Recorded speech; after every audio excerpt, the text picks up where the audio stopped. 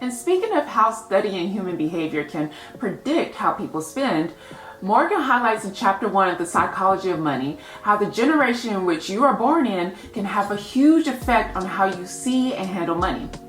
He explains that depending on the time period you were born and grew up in, especially in your early adult life, you may have a strong inclination to behave a certain way with your money.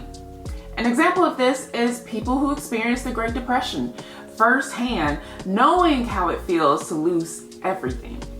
They may be more cautious than those of a different generation than them. And when you have these experiences, it's very hard to just shake it off.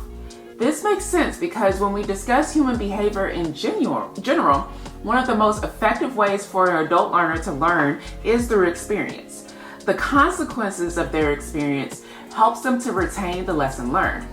So Morgan talks about how your own history and experience with money can have a huge influence on your willingness to bear risk.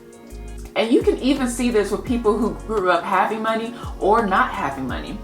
Their perspectives will be vastly different, even if their financial situation changes later.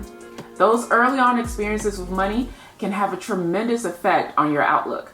So if you're trying to behave differently now, understanding and acknowledging that concept is the first step in trying to take a different approach. It won't be easy because of how strong those experiences can be, but it's not impossible.